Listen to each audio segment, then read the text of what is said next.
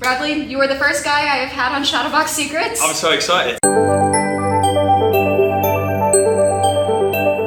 This is your like real New York stage debut.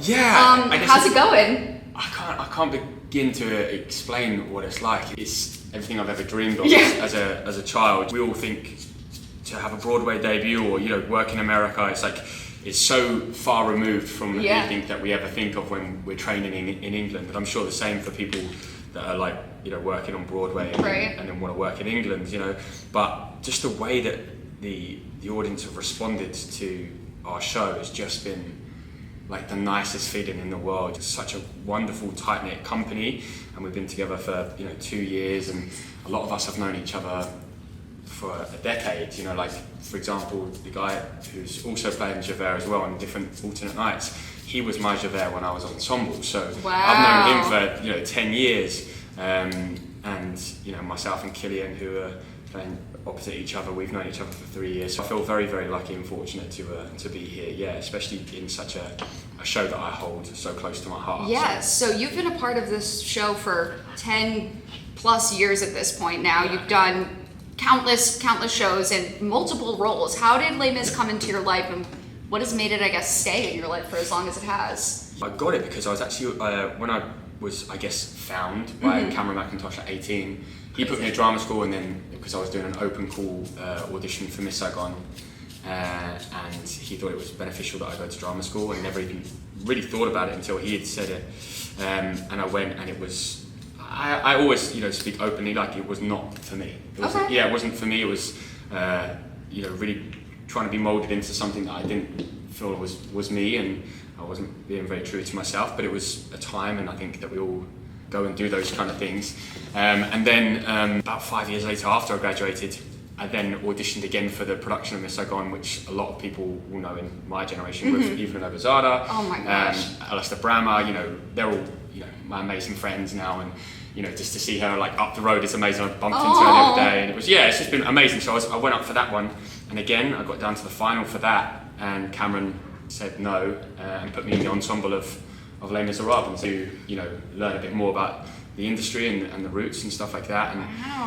And that's kind of how my career started with Les Mis, and I was understudy Enjolras, understudy Jean Valjean. At 18? No, I'd graduated. Okay. Yeah, so I was now 24. Okay, 24, still. Yeah. But yeah, I was very young, and actually I said recently in another interview I covered both those roles for a year and never went on.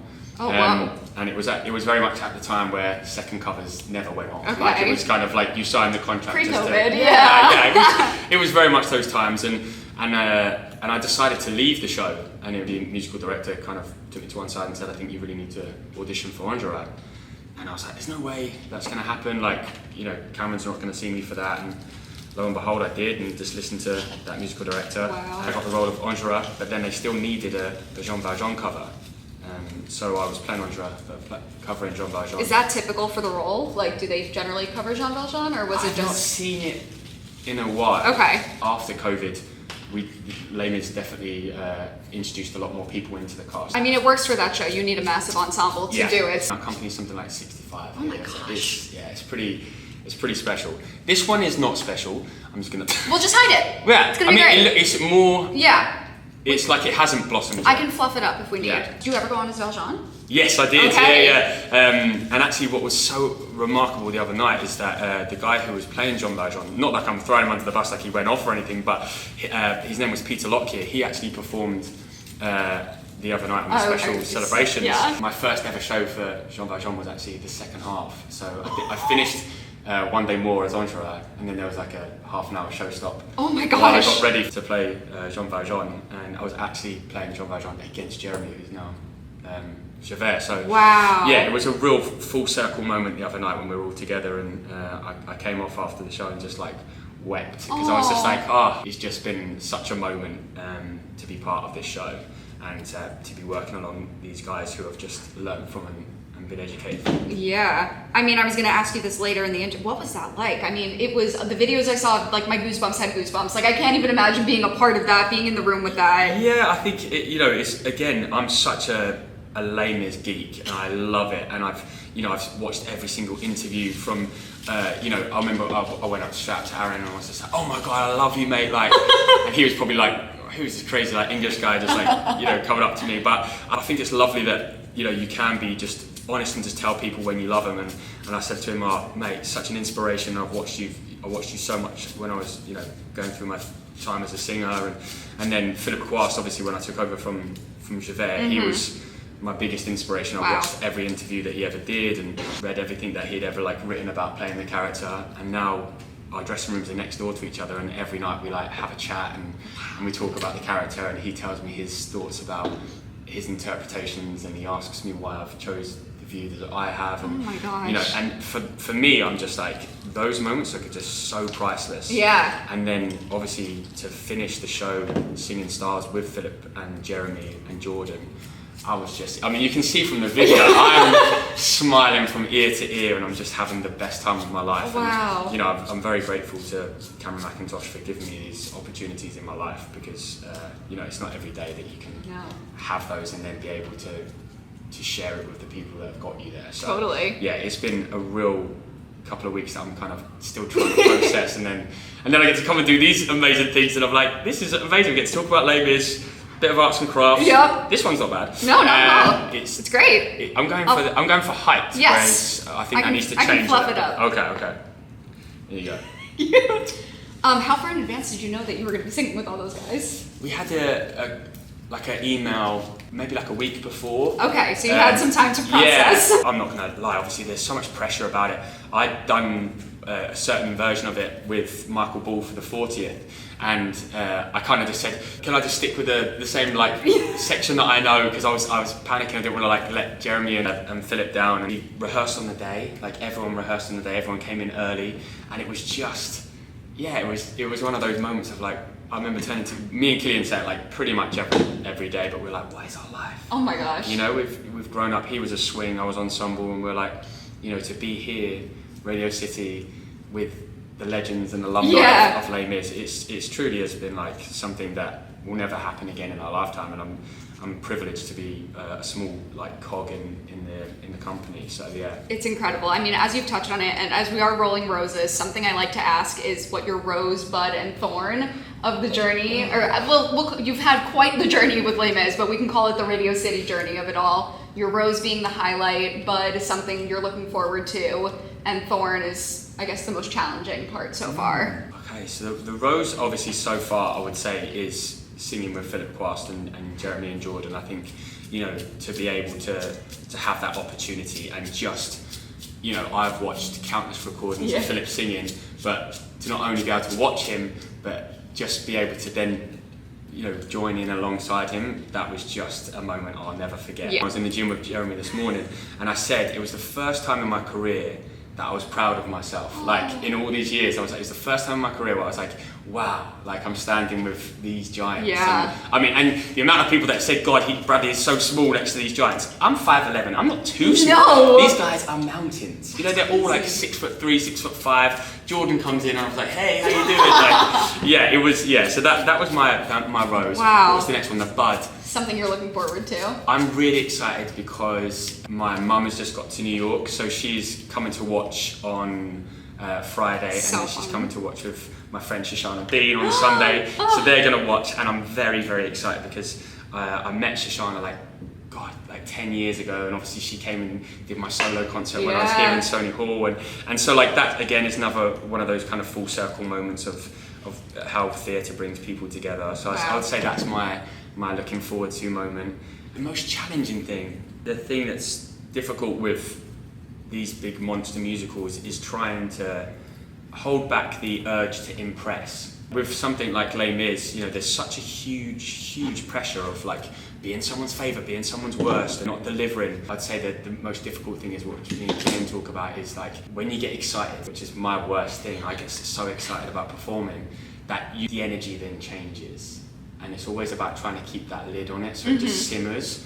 And I mean, I don't know how we all managed to do it, but the opening night, everyone was so calm. It was one of the calmest nights we've done so far, and everyone was like, I'm not sure if people are enjoying this, because we were all just so on the back foot. It was lovely to see the company just kind of going, we've done this for 2 years, we know this show so well, this is our time to kind of show our interpretation of what Cameron's asked and stuff. And that's the hardest thing with all of these, because you just have this urge to kind of push. It's about just actually bringing it back a little bit and just trying to go, no, we can do this, we're fine, we're not going to panic and stress out about it. But when you're in something like Radio City, like all your favourite singers and performers and producers and everyone are kind of coming, and then that pressure is there.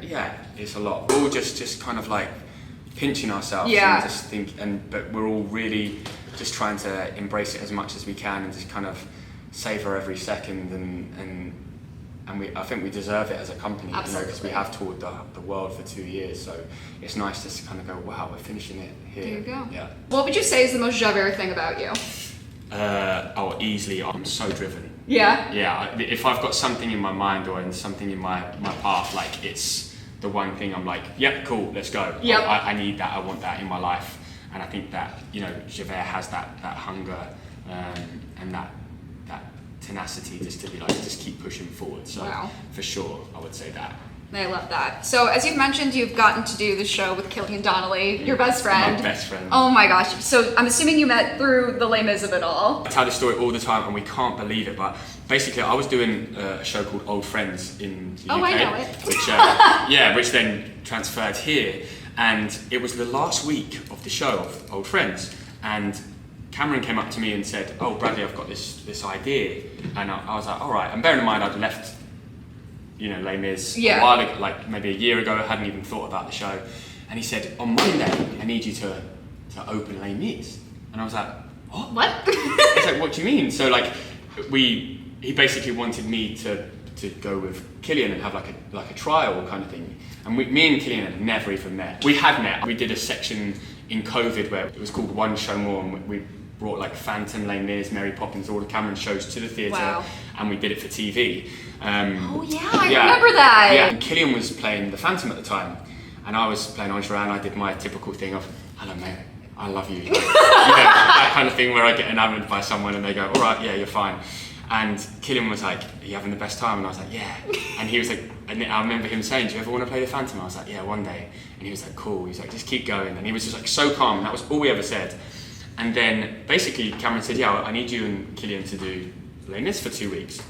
So I started on Monday. Killian was on holiday. They hadn't even checked. And Killian was on holiday. So he turned up the following Thursday. Oh my gosh. And then they said, oh, Cameron's coming to watch your first show.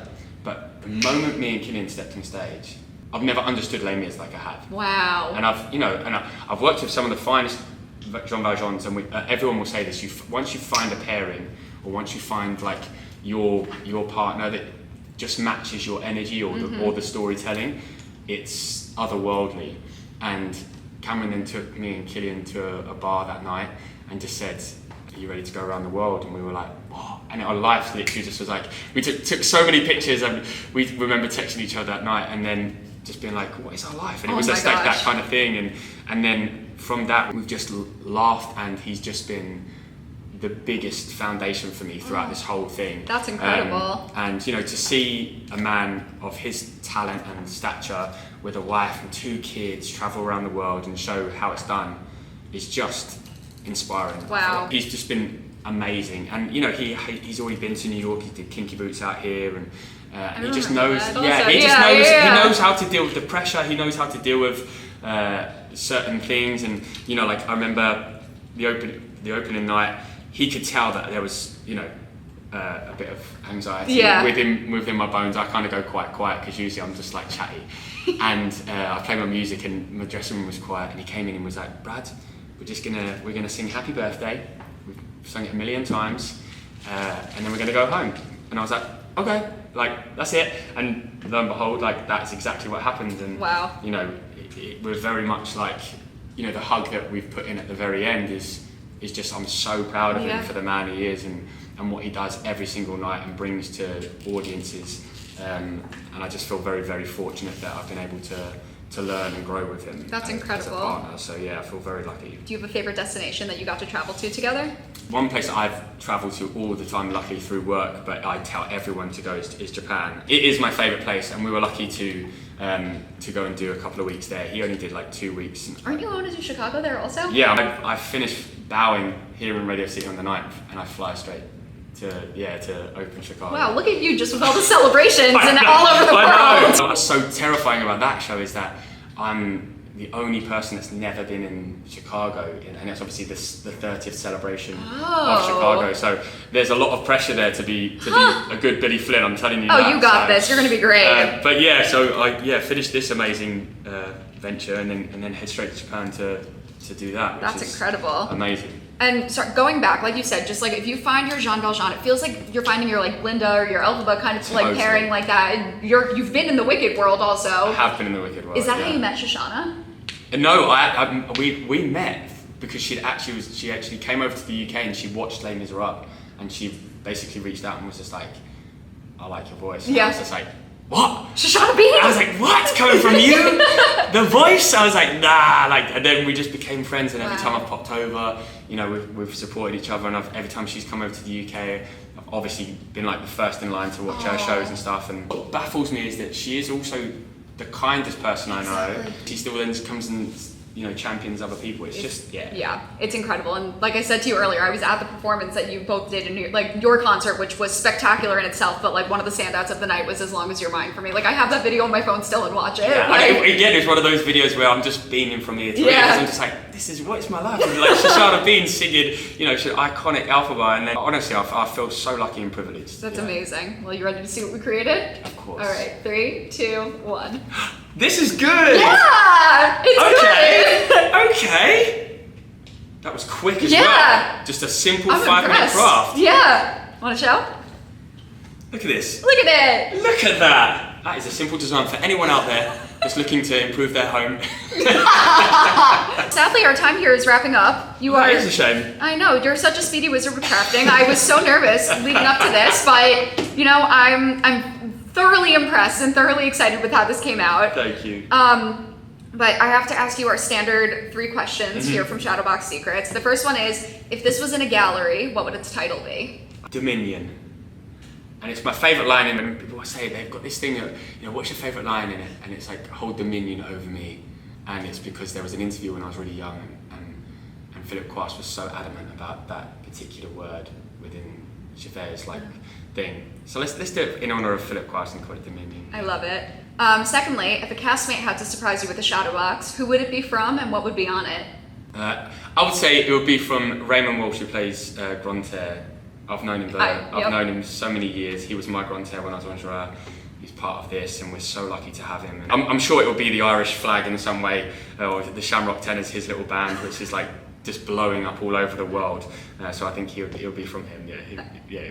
And lastly, you've already wrapped your time with Les Mis, come back, so I don't think it's going anywhere anytime soon. But when you look back at this box years from now, what do you hope it reminds you of? Just that pure bliss of being able to do the thing that I love with all my heart, and then being able to bring it to places that I never thought imaginable in my career, and to be able to do things like sitting with you and talking about something like that. I just think is such a magical feeling that